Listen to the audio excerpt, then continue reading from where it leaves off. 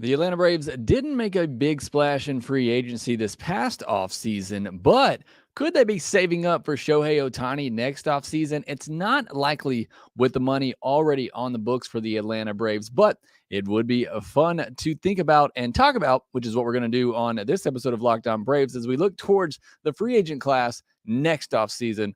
We'll discuss that on today's episode of Locked On Braves. So let's get into it. You are Locked On Braves, your daily Atlanta Braves podcast. Part of the Locked On Podcast Network, your team every day.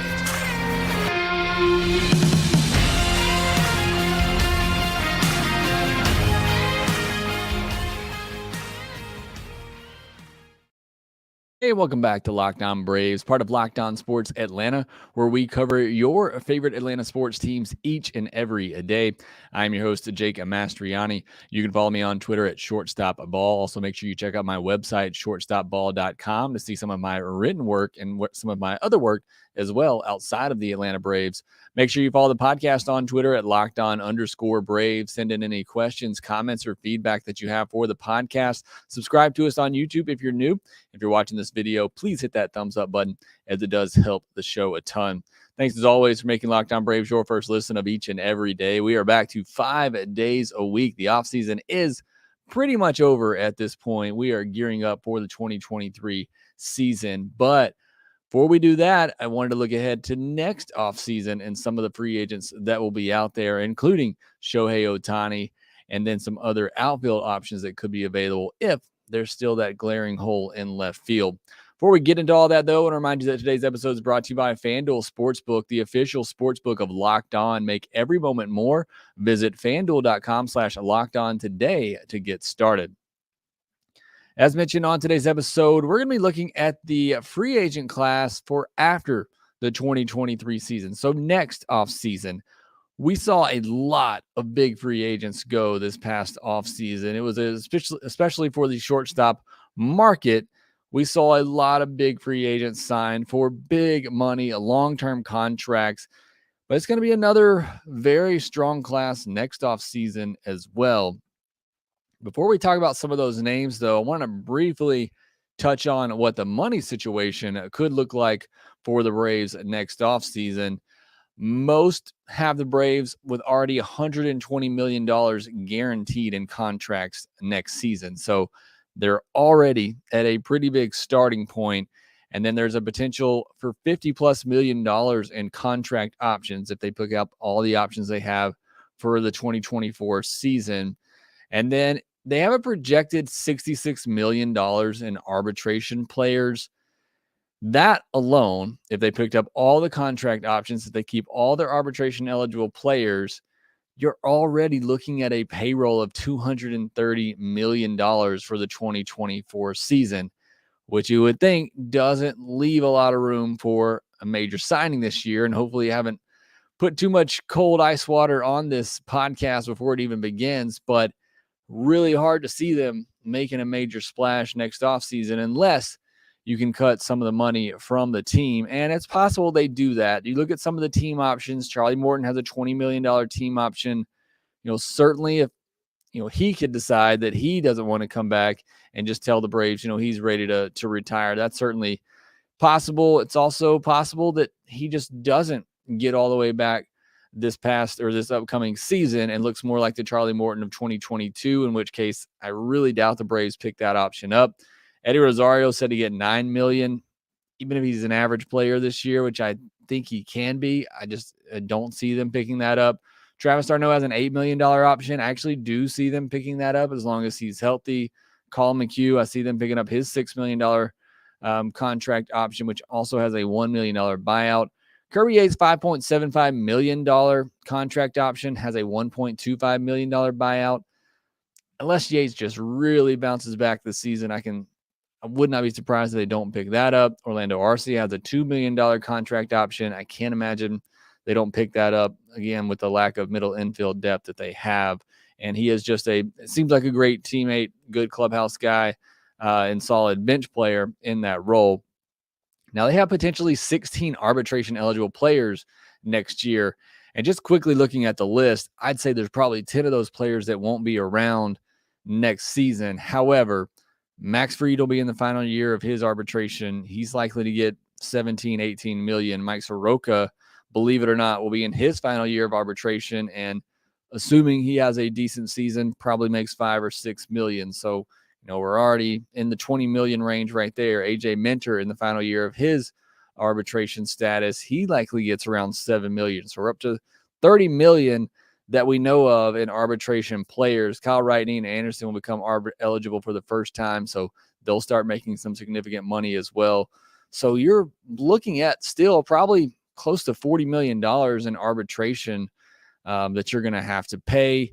You're probably looking at, another 20 million at least if they don't pick up the Charlie Morton option in contract options. So, I mean, the payroll is probably close to 180, 190 million at this point already going into 2024. Spots that need filling, because they already do have so many players locked up, they're not really losing anything. They're losing one player. There's one player on their roster right now that they don't contain rights to, whether through options, arbitration, or just contract extensions. There's only one player they don't have the rights to for 2024, and that's Joe Jimenez. Obviously, depending on how the season plays out, will determine where some of the holes come up.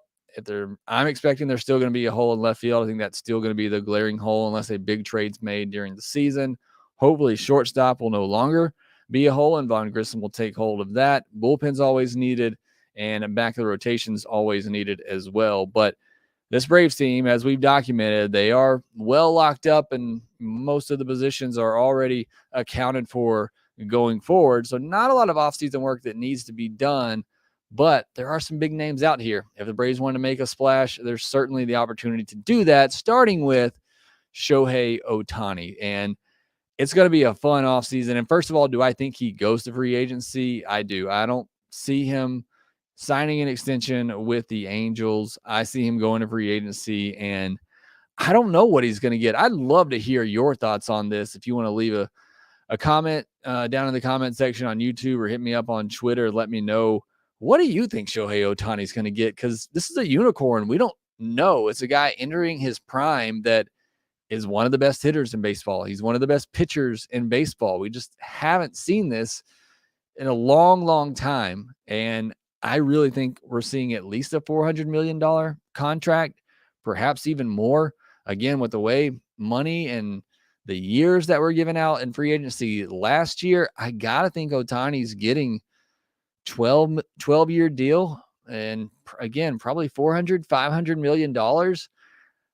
Braves aren't going to pay that. I hate to pour a bunch of cold water on the podcast. Braves aren't paying that. As fun as it would be, as great as it would be, the Braves just aren't. They're not going to give Shohei Ohtani $40 million a year for 12 years or whatever the contract's going to be. But it'll be fun either way, and it'll certainly be interesting to watch. Let's just hope he doesn't go to the New York Mets, because I think Steve Cohen over there is licking his chops to spend big money on Shohei Ohtani next offseason. But I got to think the Braves are out. I just don't see any way with the contracts they already have on the books. There's just no way that they can afford Shohei Ohtani and what he's going to cost, and that's just not the type of move that Alex Anthopoulos tends to make.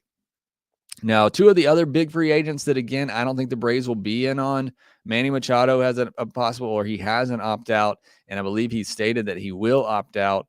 But, again, I just don't see the Braves, going after him. Matt Chapman as well, another third baseman, a great defensive third baseman. I don't see that happening as well as there's just not a need there. But certainly some big names hitting the market. Ohtani, above them all, will be a lot of fun to watch. Would love to see the Braves at least rumored in there, and I hope Alex Anthopoulos at least calls and checks in on it. I don't see it happening. But let me know, what do you think Shohei Ohtani gets in free agency? What does that contract look like? Because I think it's going to be pretty crazy. Cade Shaver says $400 million for Ohtani, not to the Braves. Trey Alexanders thinks he's going to be a Dodgers. I think definitely going to a big market team, and I think at least $400 million contract for Shohei Ohtani. All right, next we'll move into some names for next offseason that I think will be a little bit more attainable for the Braves and more likely. And there's still some great names out there. We'll talk about those next. This year, the only app you need for sports betting is the FanDuel Sports app, America's #1 sports app. If you're looking to get into the game and get in on the NBA season, which is now halfway through as Super Bowl is over now. I know we are all, most of us here are moving into the baseball season. It is full baseball season for me, but if you're into the NBA, you want to get in on the action, there's no better place to do it than at FanDuel, which again is the America's #1 sports book. And you can get no sweat first bet up to $1,000 when you place your first bet. That's bonus bets back if your first bet doesn't win. Just download the FanDuel Sportsbook app. It's safe, secure, and super easy to use. You can go get player props for the upcoming MLB season. Go ahead and get your money down on Spencer Strider and or Max Fried winning the NL Cy Young Award. Go to FanDuel.com/LockedOn. That's FanDuel.com/LockedOn to get in on the no sweat first bet up to $1,000 in bonus bets. Again, when you go to FanDuel.com/LockedOn, make every moment more with FanDuel, an official sports betting partner of the NBA. If you missed Monday's podcast, we did the top 5 prospects in the Braves system. Make sure you go and check that out. And then yesterday we talked about the best and worst moves of the past offseason. Maybe we'll see some better moves next offseason. Not that I didn't like any of the moves from this past offseason, but perhaps we'll see a big splash in free agency. Would love for that to happen. And like I said at the top, I think the biggest need still will be left field come next offseason. And Kate Chavers in the comment section thinking right along with me. I have Ian Happ at the top of the outfield options list. This was a guy that I wanted to trade for it last offseason. The Cubs decided to hang on to him. I don't know what the Cubs are going to do with him now. Perhaps they trade him at this deadline if they're out of it. But I like Ian Happ, switch hitter. Has some good platoon splits from the left side, which I think the Braves need. So I like Ian Happ. I think he'd be a solid get. Nothing, too spectacular. Wouldn't imagine that he costs too much, but I do think it would be a solid bat in the outfield. 28 years old now, turns 29 this upcoming season. Was a 3.5 WAR player last year. He's been, over 1 WAR. Again, he's probably somewhere between a 2 and 3 WAR player. But I like the bat. He has a little bit of power.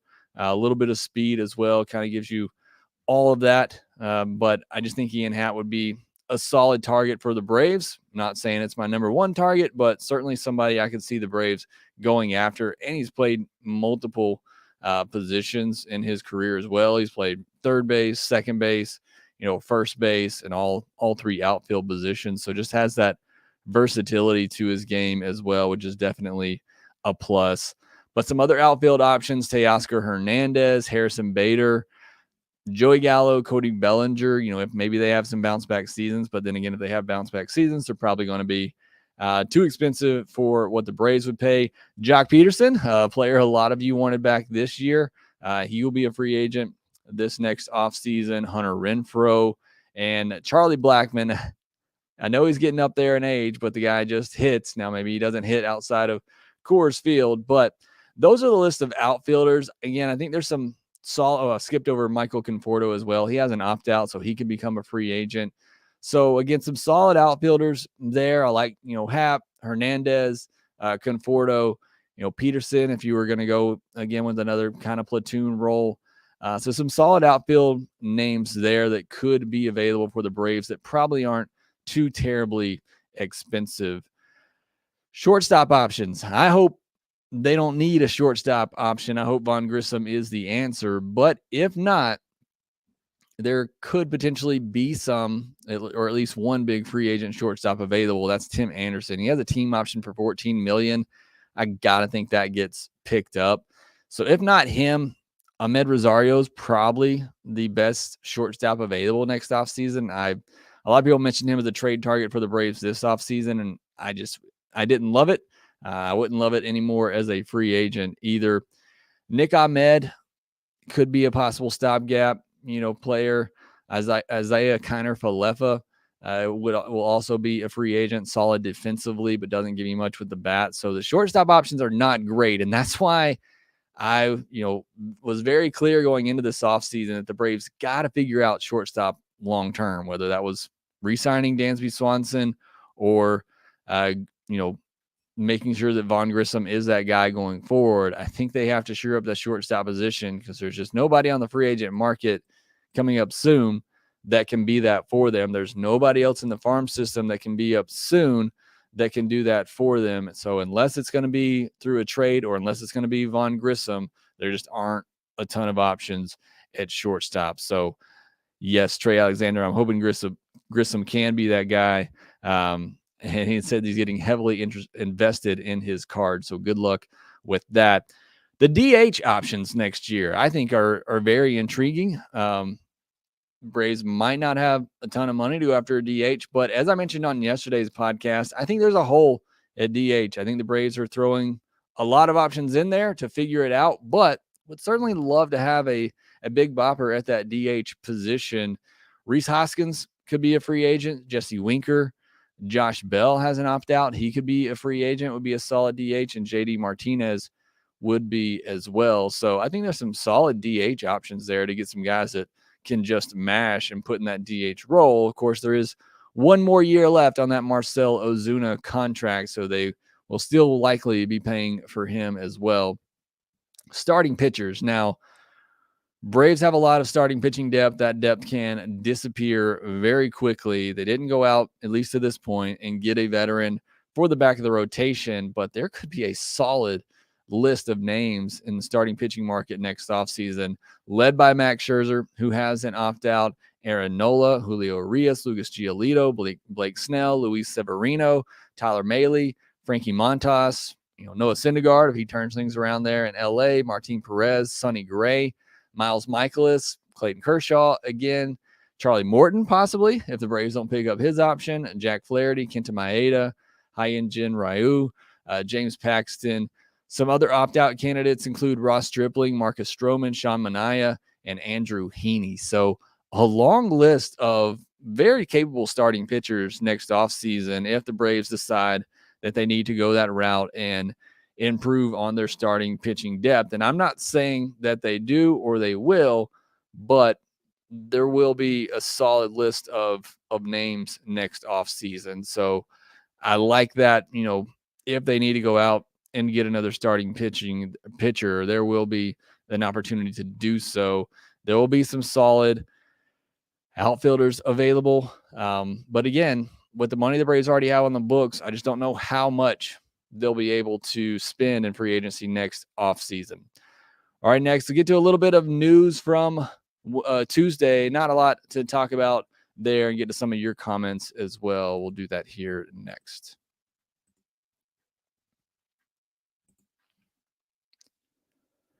Not a lot to report on the news front from Tuesday. We did get some great video of players taking batting practice. Austin Riley, Ron Acuna Jr., Michael Harris were some of the videos that I saw from the reporters there in camp, and certainly love seeing those videos. Love to see those guys getting to work and getting after it, and seeing them hit bombs off BP pitching can always get you really hyped up for the season.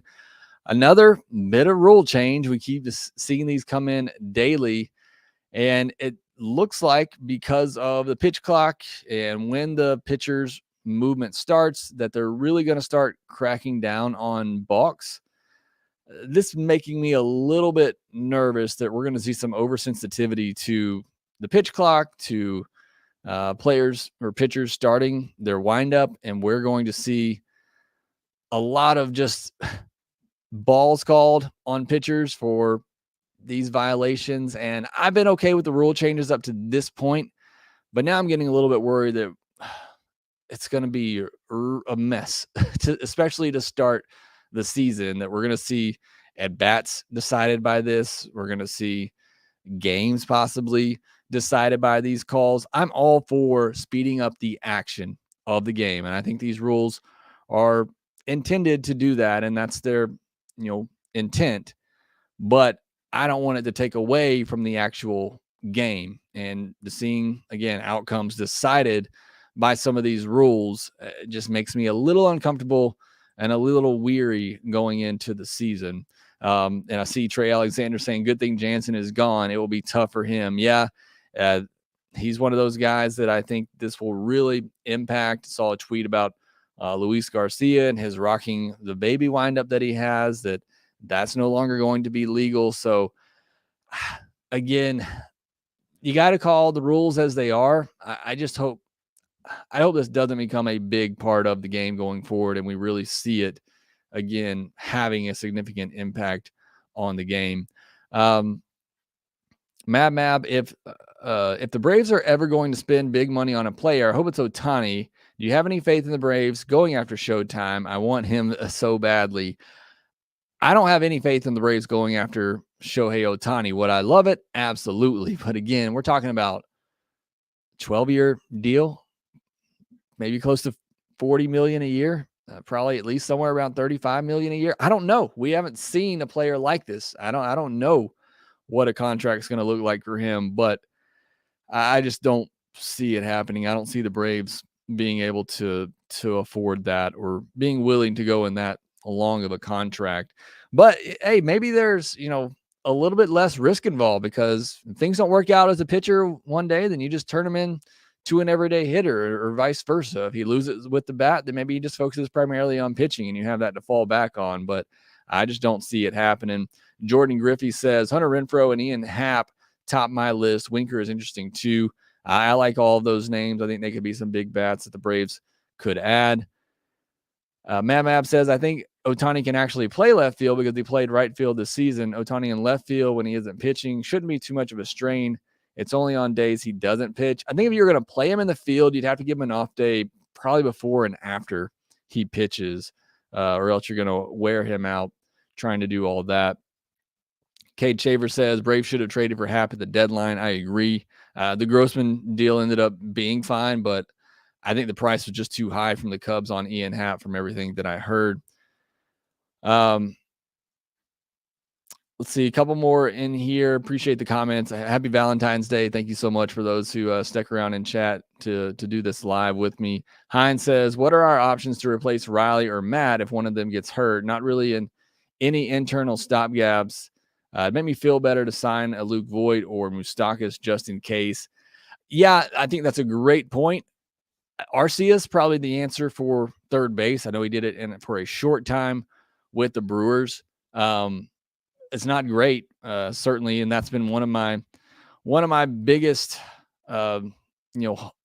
grudges for this offseason going into the season is that there's not great depth on the infield, and I would love to see them bring in somebody in spring training or before the season starts, or if you need to during the year, that can really, be a solid backup on the infield. But the depth there is not great right now. That is certainly for sure. Hopefully, I'm hoping somebody like Luke Waddell, maybe even Cal Conley, can move quickly through the system this year. And if you need him in the second half, you can. Maybe Braden Shoemake figures it out with the bat. This is where the Braves farm system really comes back to hurt them. Yeah, if everybody at the major league level stays healthy, you're fine. But if somebody does get hurt and you need to pull into that depth, we don't have a Vaughn Grissom this year we can call up. We don't have a Michael Harris this year that we can call up, at least not right now. There's nobody to that level. I just did the top 10 prospects for the Braves. All of those guys are lower level guys. It's nobody that's knocking on the door except for a couple of pitchers, but certainly not position player wise. There's nobody just knocking on the door ready to contribute if somebody gets injured. And that to me is probably the biggest weakness of this Braves team going into the season. Cade Shaver says Jock is not a platoon. He will not go anywhere unless he gets to play every day. I think those days and opportunities are running out for Jock at this point, in my opinion. Marianne Smith, Jake, what will happen since Alex traded William if something happens to Travis and Sean? Who will be their backup? Do the Braves have someone to back them up? And I hope Grissom will be ready. Chadwick Trump is the guy right now that they have who would back them up. Tyler Tolby's at the lower levels. Drake Baldwin, who will be in spring camp. Both of those guys at lower levels would not likely be able to contribute this year. But Chadwick Trump is that depth right now. And then you're talking about just going out, going out and trying to find some veterans who will be available during the season. But that's the depth going into the season for the Braves. Map says, hey, Jake, do you know that scouts have Ozuna as one of the most underrated defensive quarter outfielders in the league? I was shocked, but says it's true. I would love to see those stats if you would like to send those to me in a DM on Twitter.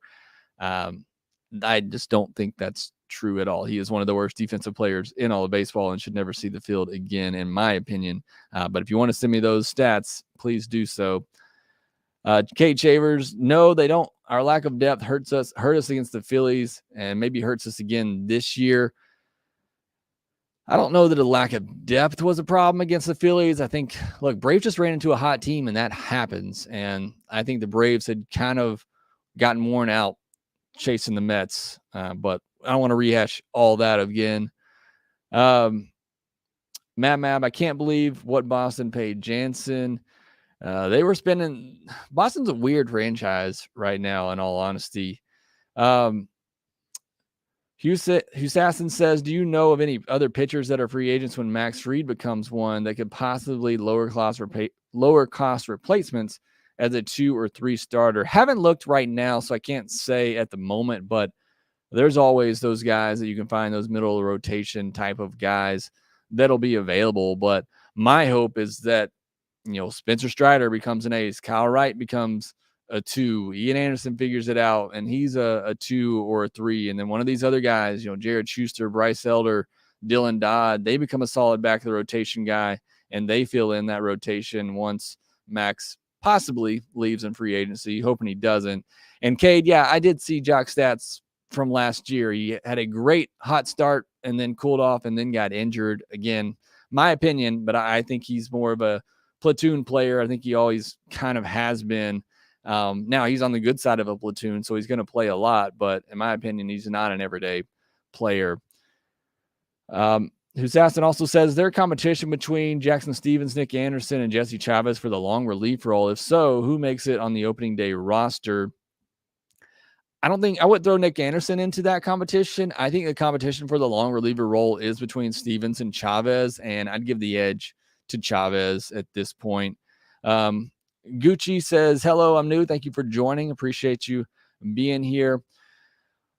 Jordan Griffey, what are the chances that Ozuna is not on the 2024 squad? I think there are very good chances he's not on the 2024 squad. I've made it my prediction that he gets cut by the All-Star break this year, and the Braves just have to eat that money. And then another question here from Mab. Jake, what do you expect out of Inoa and Anderson for the rest of their careers? They looked so promising a year ago. I think Ian Anderson just makes a couple of fine-tune adjustments. He can still be a solid middle of the rotation pitcher. That, fastball, if he can keep it in the mid-90s, I know he lost some of the velocity later in the year and later in starts, but that changeup is just so good. I think, if he can just figure out a third pitch and figure out some of the command issues that he has, I still think he can be a mid-rotation starter. As for Inoa, I always thought his best place was in the pen. And I think when he comes back, certainly now after coming back from injury, I think that's where you have to look for him, is turn him into, he's primarily a 2-pitch pitcher. I think you got to look to move him to a bullpen role where I think he can be really good in that spot. And then last one here from Assassin, who says, any word on how Soroka's looked? You didn't mention him as a possible Fried replacement. Also thoughts on him going by Michael now. Reason I didn't mention Soroka as a possible Fried replacement, he becomes a free agent after 2024 as well. So that's why I didn't mention Soroka. But all indications are that, he looks good and he's ready to go this upcoming season. And I certainly hope that is the case. Really looking forward to a comeback tour for Michael Soroka going into 2024. All right, that will do it for this episode of a Lockedon Braves. Thank you so much, as always, for listening and for making Lockedon Braves your first listen of each and every day. Now go give a Lockedon MLB Prospects a listen, where host Lindsey Crosby, who was on Monday's podcast talking about Braves prospects, is a prospect encyclopedia, as you probably know if you listen to that podcast by now. And he goes deep on the MLB stars of tomorrow, talking about the brightest future in Major League Baseball. Again, thanks for listening. Be sure to follow us on Twitter at @LockedOn_Braves. You can follow me at Shortstop Ball. Make sure that you rate, review, and subscribe to the Locked On Braves podcast wherever you get your podcast, and we will talk to you next time.